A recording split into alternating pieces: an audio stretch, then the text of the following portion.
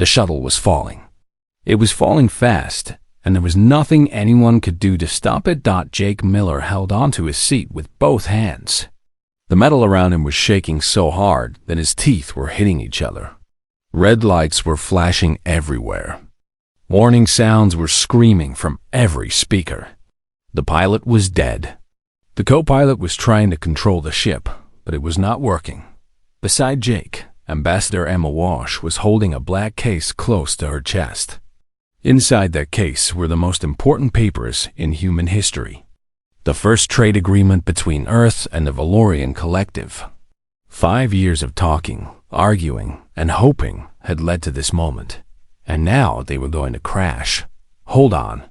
The co-pilot shouted, "We are going down!"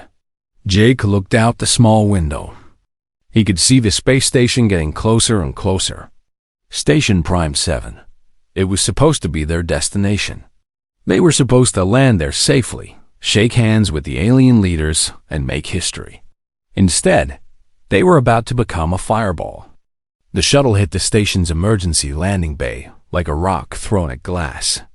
Jake felt his body fly forward. His seatbelt held him, but just barely. He heard bones break. He did not know how many. He just heard the sounds. Crack. Snap. Crack again. Crack. Then everything went dark. When Jake opened his eyes, he was still in his seat. The shuttle was not moving anymore. Smoke was everywhere. He could hear Emma coughing somewhere to his left. The co-pilot was not making any sounds at all. Jake tried to move. Pain shot through his body like electricity. His left arm was hanging in a strange way. His chest hurt when he breathed. His legs felt wrong, but he was alive. That was something. "Emma," he called out. His voice was rough. "Emma, are you okay?" "I am here," she answered. She sounded hurt but awake. "I think my head is bleeding, but I am okay." "Are you okay?" Jake looked down at himself. Blood was running down his face from a cut on his forehead. His arm was definitely broken. Maybe more than broken. It was bending in a place where arms should not bend. He could feel other things wrong inside his body. Ribs, maybe. Or his collarbone. Hard to tell. "I have been better," he said. "But I can move. That is what matters." Outside the broken shuttle, Jake could hear voices. Strange voices. They were speaking a language he did not understand, but then the translator kicked in and the words became clear. "Survivors. There are survivors inside. Get the medical team. Now. The hull is too hot. We cannot cut through." Jake reached over and unbuckled his seatbelt. The movement made him want to scream, but he did not scream. He'd learned a long time ago that screaming did not help anything. Instead, he stood up slowly. His legs shook, but they held him. Emma was trying to stand too. She had a bad cut on her head, and her eyes were not focusing right. Concussion, probably. Jake had seen enough of those to know. "Stay still," he told her. "Help is coming." "The documents," she said. "I have to protect the documents." "You did. You protected them. Now, let me get you out of here." Jake moved through the smoke toward the shuttle's emergency exit. Every step hurt. He could feel things grinding inside his body. Broken things, sharp things.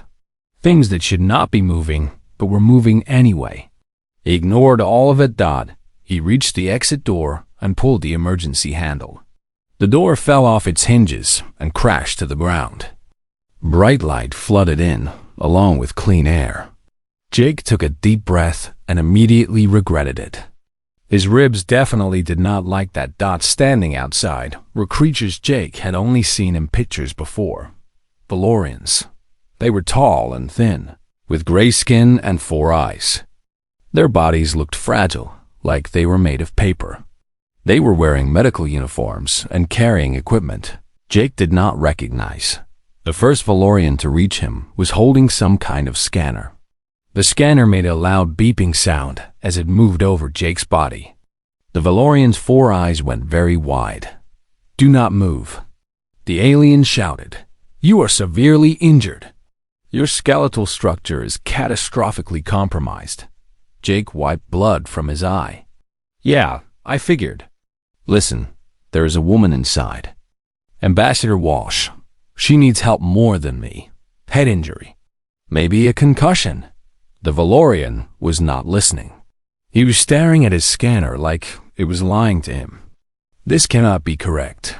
You have 17 separate fractures. Your left arm has 3 breaks. Your ribs are cracked in multiple places. Your collarbone is shattered. How are you standing? Jake looked down at his body, then back at the alien. Oh, that? Yeah, I have had worse. Broke my leg playing football when I was 16. Finished the game. This is not so bad. More Valorians were arriving now. They were all staring at Jake with the same expression of shock and horror. Their scanners were all making the same beeping sounds. They were talking to each other in quick, nervous voices. He should be unconscious. He should be in shock. He should be dying. Jake ignored them and walked back into the shuttle. His vision was getting a little blurry, but he could still see well enough. He found Emma where he had left her. She was awake but confused. Come on, he said. Let us get you out of here. Jake, your arm. I know. Do not worry about it. Can you walk? She nodded slowly. Jake helped her stand with his good arm. Together, they walked out of the broken shuttle into the alien light of Station Prime 7. The Valorian medical team surrounded them immediately. They were gentle with Emma, carefully checking her head wound and asking her questions. But they kept looking at Jake like he was some kind of monster. Chief Medical Officer Thrall approached Jake with careful steps.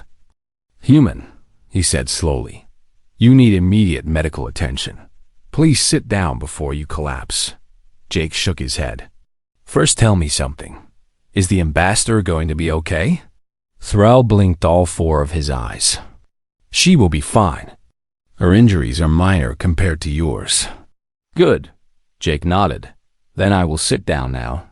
He sat down on the cold metal floor of the landing bay. Around him, alien doctors rushed to help. They were still making sounds of disbelief. They were still checking their scanners again and again. They could not understand how this human with 17 broken bones was still awake, still talking, still worried about someone else instead of himself. Jake closed his eyes and let them work. His body was broken, but his mind was clear. The documents were safe. Emma was safe. The mission could continue. The medical bay of Station Prime 7 was the most advanced in the sector. It had machines that could heal wounds in minutes. It had technology that could rebuild damaged organs.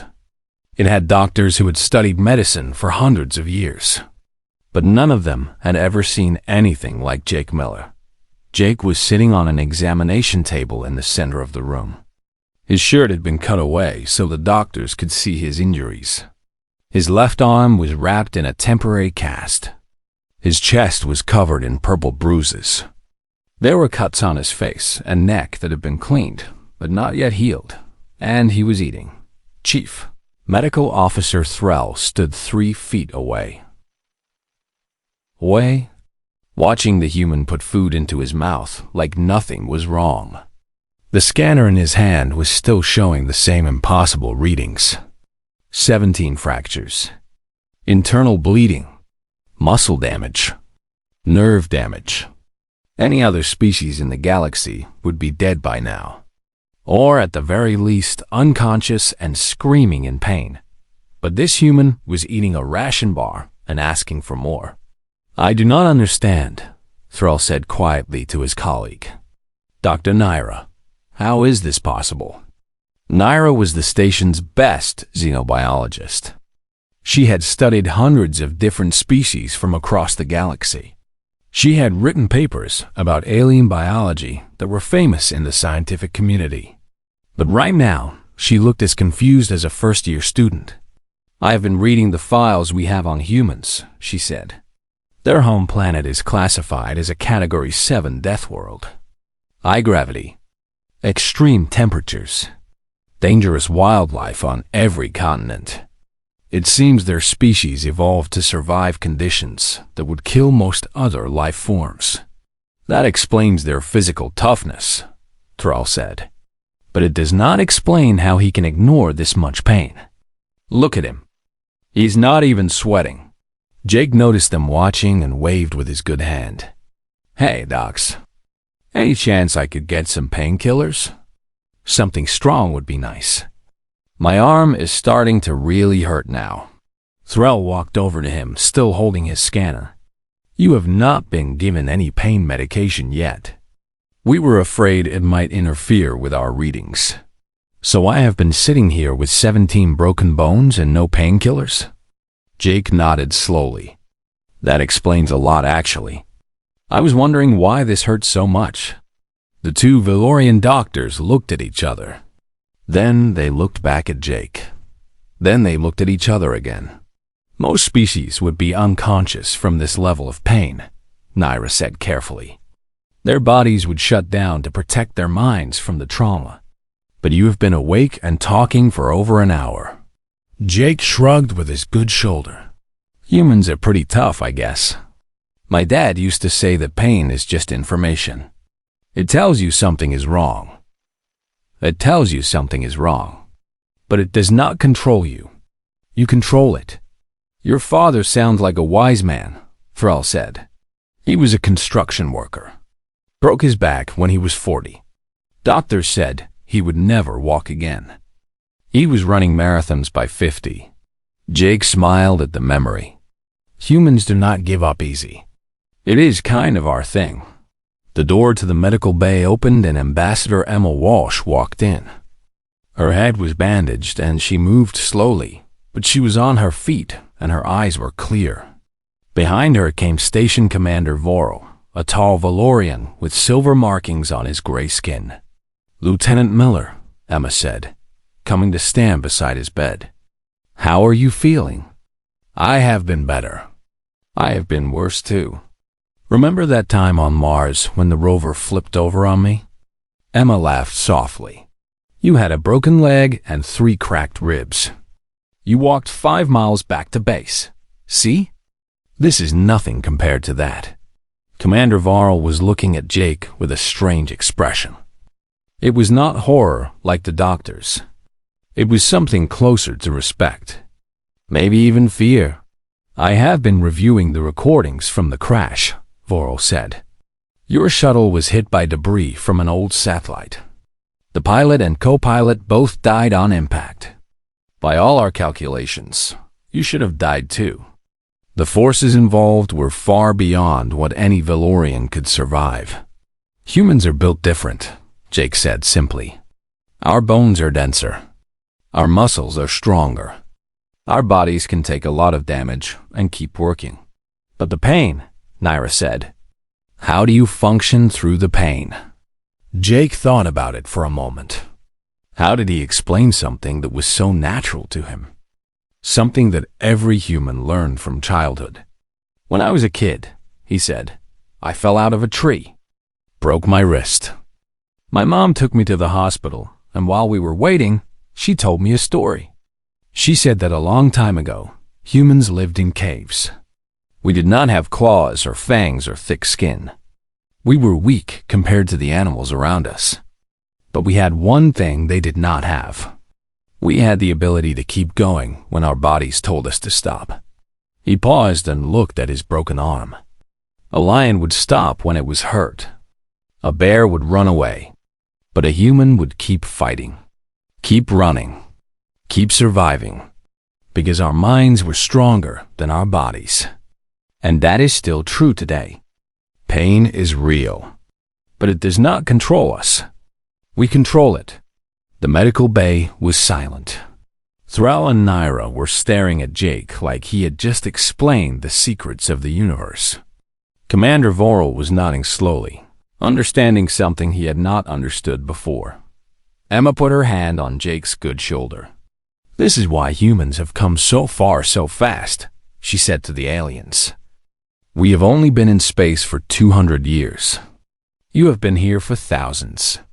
But we have already caught up to you. Because we never give up. We never stop. We just keep pushing forward, no matter how much it hurts. Thrall turned to his medical equipment. I am going to give you the strongest painkillers we have, he said to Jake. And then we are going to begin the healing process.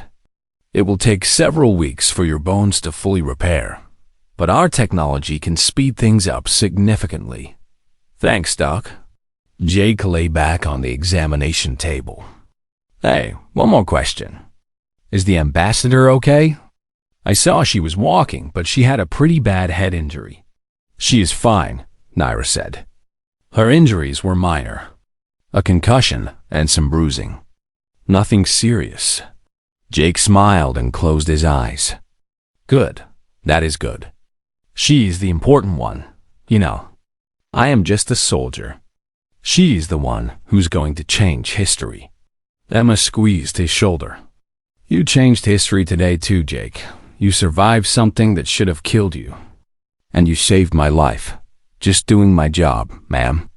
As the painkillers began to work and Jake drifted off to sleep, the aliens in the room continued to watch him.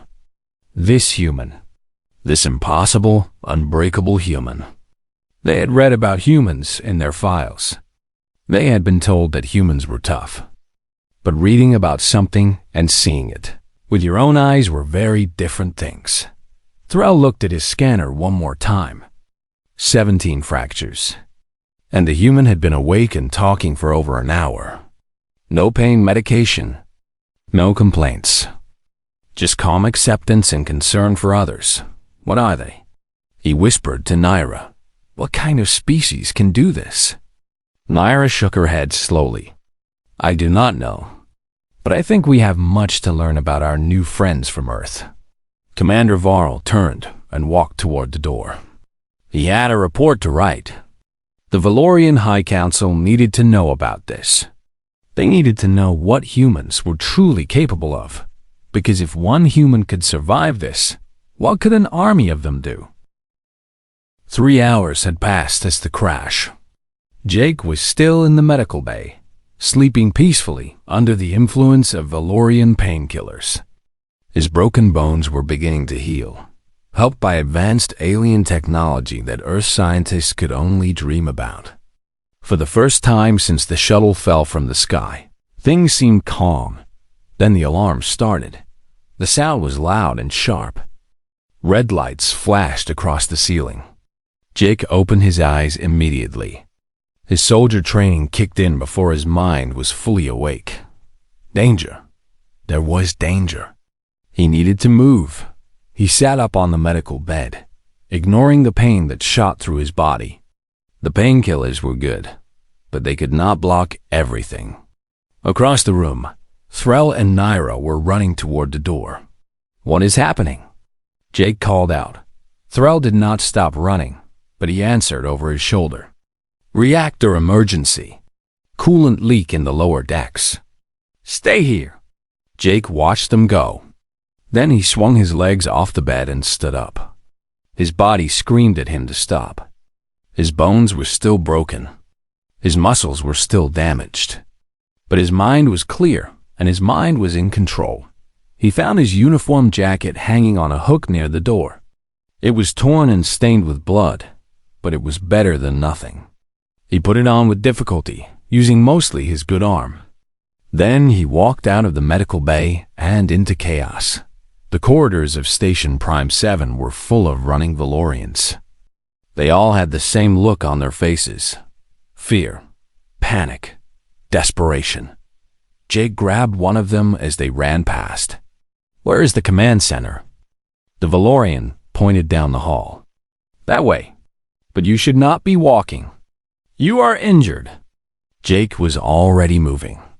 He followed the flow of people until he reached a large room filled with screens and control panels. Commander Vorl was standing in the center, shouting orders. Ambassador Walsh was there too, standing to the side with a worried expression on her face. Report. Vorl shouted at a technician. The coolant leak is getting worse. Temperatures in the lower decks have dropped to -40 degrees. We have 6 engineers trapped down there. They were working on the cooling system when the leak started. Send rescue teams. We cannot. The cold is too extreme. Our people would die before they reached the engineers. Vorel slammed his fist against a console. What about the rescue drones? Malfunctioning. The extreme cold is affecting their systems. They shut down after only 50 meters. Jake pushed his way through the crowd until he was standing next to Vorel. The commander looked at him with surprise. Lieutenant Miller, you should be in the medical bay. I heard the alarms. What is the situation? Vorel's face was grim. 6 of my engineers are trapped in the lower decks. The temperature down there is -40 degrees. Our species cannot survive more than a few minutes in that kind of cold. Our rescue drones have failed. Our rescue teams cannot go. My people are going to die, and there is nothing I can do about it. Jake looked at the screen showing the temperature readings. -40. He had experienced worse than that. Every human from the northern countries had experienced worse than that. There were places on Earth where it got that cold every winter. I will go, Jake said. The entire command center went silent. Every Valorian turned to look at the human with the broken arm and the 17 fractures. You cannot be serious, Vorel said slowly. I am very serious. -40 is cold, but it is not lethal for humans. Not immediately anyway. I can survive down there long enough to get your people out. But your injuries are still there. Yes, I know. Jake met Vorel's 4 eyes with his 2. Commander, I have been cold before. I grew up in Minnesota. That is a place on Earth where winters can kill you if you are not careful. My grandmother walked 2 miles through worse weather than this just to get to school every day. I can handle a little cold. Emma stepped forward. Jake, this is insane. You have 17 broken bones. You could die down there. Your engineers will definitely die if no one goes. Jake turned to look at her. Emma, this is what I do. This is what I have always done. When things go wrong, I go in. When people need help, I help. It does not matter if I am hurt. It does not matter if I'm scared. What matters is that someone needs me, and I can make a difference. Emma looked like she wanted to argue. But she knew Jake. She had known him for 5 years. She had seen him do impossible things before. She knew that nothing she said would change his mind. Come back alive, she said quietly. That is an order. Jake smiled. Yes, ma'am. A Valorian technician brought Jake an emergency thermal suit. It was designed for Valorians, so it did not fit perfectly, but it was better than nothing. Jake put it on over his uniform, wincing as he moved his broken arm into the sleeve. The suit will help, the technician explained, but it will not keep you warm for long. Valorian thermal suits are not designed for such extreme temperatures. Our species never needed them. How long do I have? Maybe 20 minutes before your body temperature drops too low. After that, you will begin to lose consciousness. Then I better move fast. Jake walked toward the emergency lift that led to the lower decks. Before he stepped inside, he turned back to look at the room full of aliens who were watching him with wonder and fear. I am going to bring your people home, he said. All 6 of them. I promise. The lift doors closed, and Jake began his descent into the frozen depths of Station Prime 7. The temperature dropped fast. Jake could feel the cold cutting through his thermal suit within seconds. By the time the lift reached the lower levels, his breath was coming out in thick white clouds. The walls around him were covered in frost. The floor was slippery with ice. He stepped out of the lift and immediately felt the cold try to push him back. It was like walking into a wall of ice. His body wanted to retreat. His instincts screamed at him to go back to the warmth and safety of the upper levels. But Jake Miller was not controlled by his instincts. He was controlled by his will. He started walking. Each step was harder than the last. His broken bones complained with every movement. His muscles were getting stiff from the cold. His fingers were already numb inside his gloves. But somewhere ahead, 6 people were counting on him. 6 people who would die if he did not reach them. Jake Miller had never let anyone down before. He was not going to start now. The frozen corridors stretched out before him, dark and cold and deadly. But Jake kept moving, one step at a time, one breath at a time, one moment of pain at a time. In the command center above, the aliens watched his progress on their screens. They watched this broken human march into conditions that would kill any of them in minutes. They watched him ignore his injuries, ignore his pain, ignore every reason he had to give up, and they began to understand something important about humanity. Humans did not stop, no matter what happened. No matter how bad things got, humans just kept going. It was terrifying. It was inspiring. It was something that none of them had ever seen before, and it was about to change everything. The cold was worse than Jake had expected. Much worse. It was not just cold. It was the kind of cold that hurt. The kind of cold that felt like knives cutting through your skin. Every breath he took burned his lungs. Every step he took felt like walking through thick mud. But he kept moving. The corridors of the lower deck were dark. Most of the lights had failed because of the extreme temperature. Ice covered everything. The walls, the floor, the ceiling. It was like walking through a cave made of frozen metal.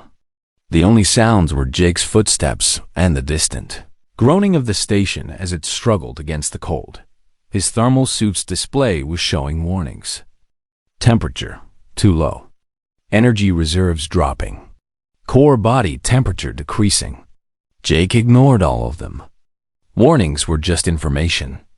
They did not control him. He found the first engineer behind a sealed blast door. She was lying on the ground, not moving. Her gray skin had turned an ugly shade of blue. Jake knelt beside her and checked for a pulse. It was there, but it was weak. Very weak. Hold on, he whispered to her unconscious form. I am going to get you out of here. He picked her up with his good arm and slung her over his shoulder. The movement sent waves of pain through his broken body. His cracked ribs screamed. His shattered collarbone felt like it was on fire. But he did not stop. He could not stop. There were 5 more people waiting. Jake carried the engineer back toward the lift, then laid her carefully inside. He pressed the button to send her up to the warm levels above. Then he turned around and went back into the cold. The second engineer was easier to find. He was conscious, barely, and was trying to crawl toward the lift. Jake helped him stand and supported him as they walked together through the frozen corridors. The engineer was trying to speak, but his words were not making sense. His mind was shutting down from the cold. Save your energy, Jake told him. We are almost there. They reached the lift just as it came back down from delivering the first engineer. Jake put the second one inside and sent him up. Then he went back again. The cold was getting worse. Or maybe Jake was just getting weaker. His thermal suit was no longer keeping him warm. It was just slowing down how fast he was freezing. His fingers were completely numb now. His toes felt like blocks of ice. His vision was starting to get blurry around the edges. But there were 4 more engineers down here somewhere. 4 more people who needed him. Jake found the 3rd and 4th engineers together.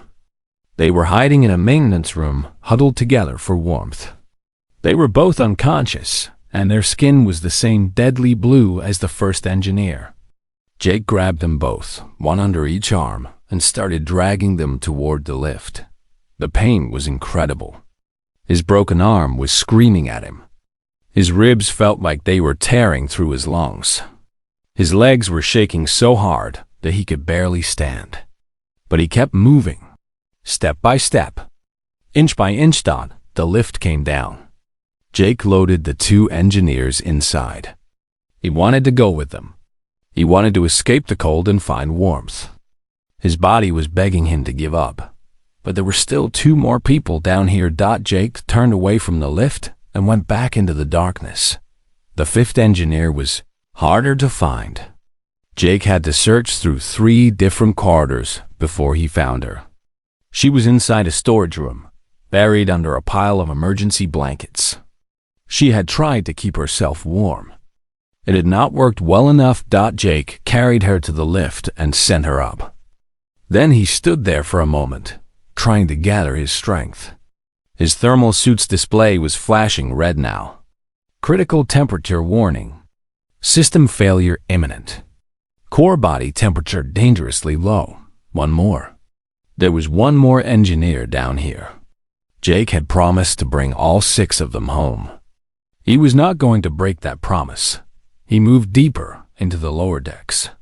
The cold here was even worse. The ice on the walls was thick enough that Jake could not see the metal underneath. His breath was freezing in the air before it left his mouth. He could feel his heartbeat slowing down as his body tried to conserve energy. He found the last engineer in the reactor room itself. The man was lying right next to the broken coolant pipe, surrounded by frozen gas and ice crystals. He was not moving at all. Jake crawled over to him and checked for a pulse. Nothing. He checked again. Still nothing. Jake felt something cold in his chest that had nothing to do with the temperature. He had failed. He had not been fast enough. This man was dead because Jake had not gotten to him in time. But then, just as Jake was about to give up, he felt it. A tiny flutter of movement under his fingers. A heartbeat, weak, barely there. But real. The engineer was alive. Just barely. Jake grabbed the man and started dragging him toward the lift. His own body was shutting down now. His legs did not want to work anymore.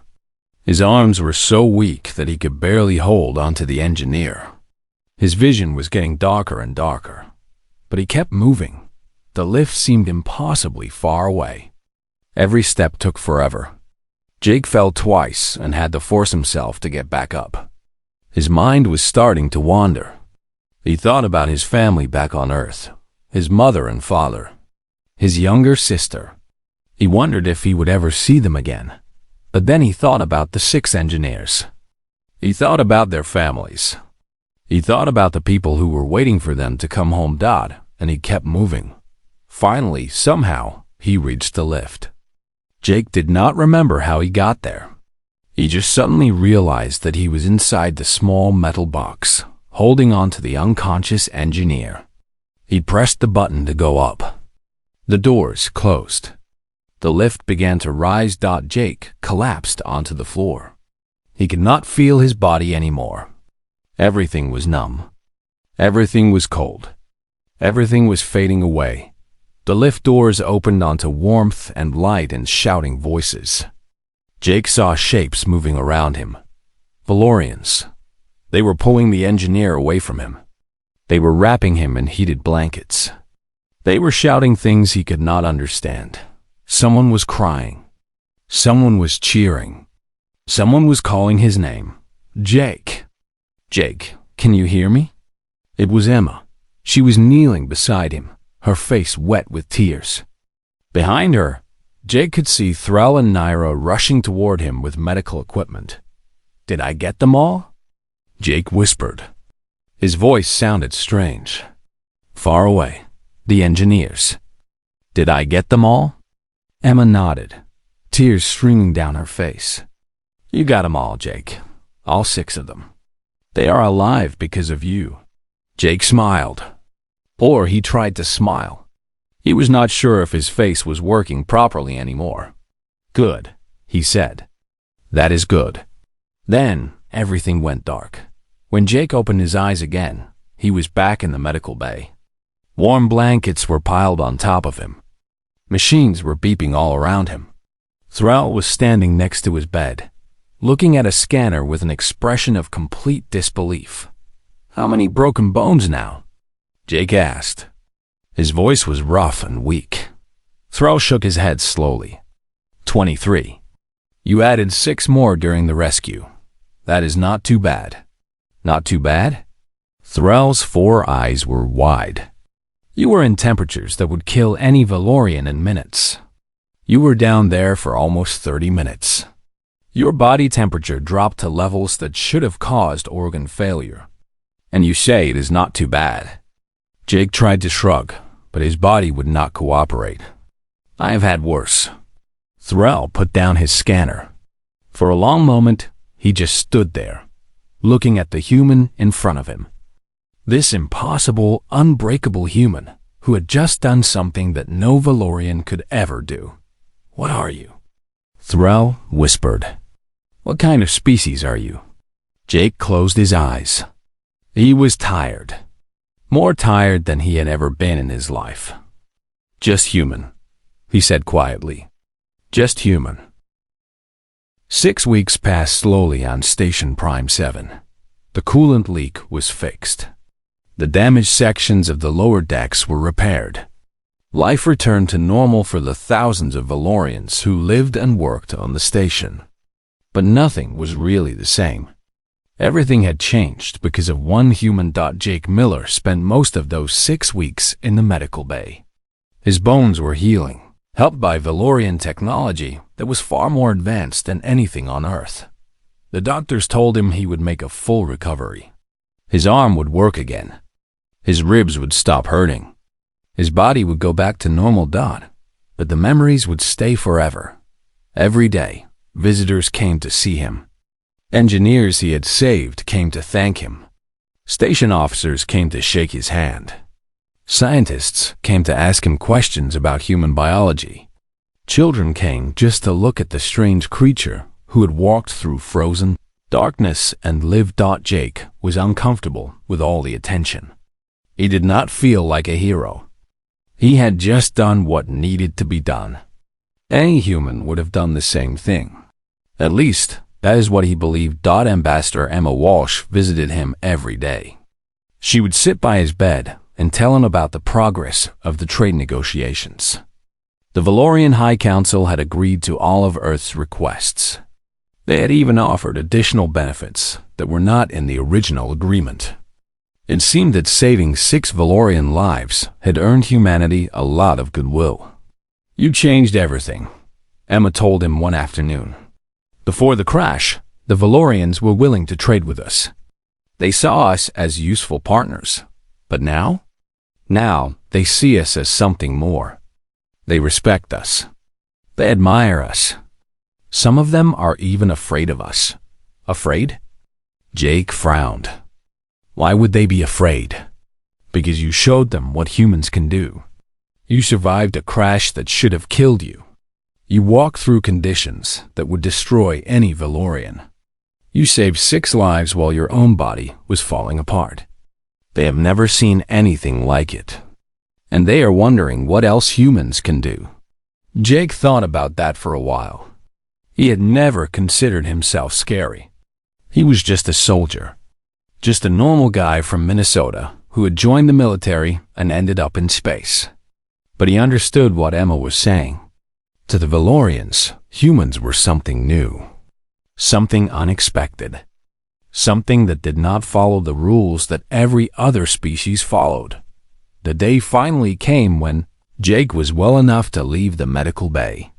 His arm was still in a cast, and he would need physical therapy for several months. But he could walk on his own. He could move without constant pain. He was ready to face the world again.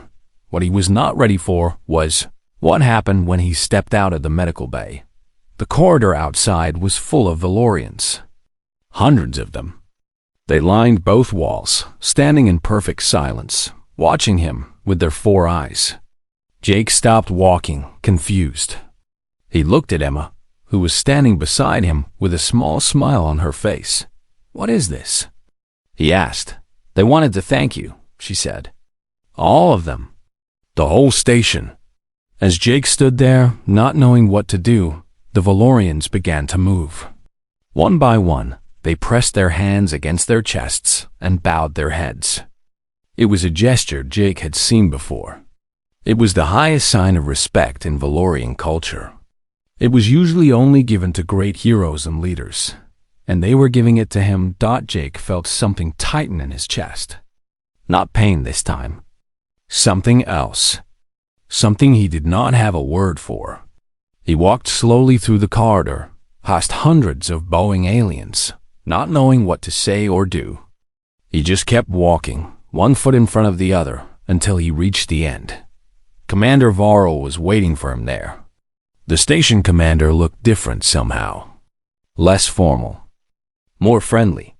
He extended his hand in the human style of greeting. "Lieutenant Miller," Varl said. "On behalf of Station Prime 7 and the Valorian Collective, I thank you. You saved 6 of my people. You risked your life for strangers. You showed us what true courage looks like." Jake shook his hand. "I just did what anyone would do." Varl smiled. It was a strange expression on his alien face, but it was clearly meant to be warm. "No, Lieutenant. You did what a human would do. And that, we are learning, is something very special." 2 days later, Jake and Emma stood before the Valorian High Council. The chamber was enormous, with ceilings so high that Jake could barely see them. Thousands of Valorians filled the viewing galleries, watching the ceremony below. At the center of it all, 5 ancient Valorians sat on elevated platforms, their silver robes gleaming in the light. The High Chancellor was the oldest of them. His gray skin was wrinkled with age, and his 4 eyes were clouded with time. But his voice was strong and clear when he spoke. "We have studied humans for many years," the Chancellor said. "We have read your history. We have analyzed your biology. We thought we understood you, but we were wrong." He paused and looked directly at Jake. "You have shown us something that no amount of study could reveal. You have shown us the human spirit, the part of you that refuses to give up, the part that pushes forward when everything else says stop. We have no word for this in our language, but we know it when we see it." The Chancellor raised his hand, and a young Valorian came forward carrying a small box. Inside the box was a metal unlike anything Jake had ever seen. It was made of crystal that seemed to glow from within, shaped like a star with 7 points. "This is the Star of Valor," the Chancellor explained. "It is the highest honor our people can give. In 10,000 years, we have given it only 47 times. You will be the 48th, and you will be the first non-Valorian to receive it." Jake did not know what to say. He stood there, frozen, as the Chancellor placed the medal around his neck. The crystal was warm against his chest, pulsing with a soft light. "You are a hero, Jake Miller," the Chancellor said. "Not just to us, but to all species who will hear this story. And they will hear it. We will make sure of that." The ceremony ended with cheers that shook the walls of the great chamber. Jake stood beside Emma, wearing an alien medal and surrounded by aliens who looked at him with wonder and respect. It all felt like a dream. Later that night, as they prepared to return to Earth, Jake stood at a window looking out at the stars. Emma found him there, staring at the infinite darkness beyond the glass. "What are you thinking about?" she asked. Jake was quiet for a long moment. "I am thinking about what happens next. The Valorians are going to tell everyone about what I did. Other species are going to hear about humans. What we can survive. What we can do. That is going to change things." "Yes," Emma agreed. "It will. Some species might be afraid of us. They might see us as dangerous, unpredictable, maybe. But others might want to know us, might want to be our friends, might want to understand what makes us different." Emma nodded. "That is the hope." Jake turned away from the window. His arm was still in a cast. His body was still healing, but his eyes were bright and clear. "My grandmother used to tell me stories about our ancestors," he said. "About how they crossed oceans in wooden boats. About how they walked across frozen continents. about how they survived ice ages and plagues and wars and disasters. She said that humans have always been survivors, that no matter what the universe throws at us, we just keep going. He smiled, and for a moment he looked like a different person. Not a soldier, not a hero, just a human being who understood his place in the long story of his species. I think she was right, Jake said. And I think the universe is finally starting to notice. Far away, on hundreds of different worlds, aliens were already sharing the story. The story of the human who survived the impossible. The human who walked through fire and ice. The human who simply would not die. And as those stories spread, something began to change across the galaxy. Species that had ignored humanity began to pay attention. Species that had looked down on humanity began to look up. Species that had feared humanity began to hope. Because if humans could survive anything, then maybe they could help others survive too. Maybe, just maybe, the galaxy had found something it had been looking for all along. A species that would never give up. A species that would always keep going. A species that was built for the darkness. Between the stars, the humans had arrived. And everything was about to change.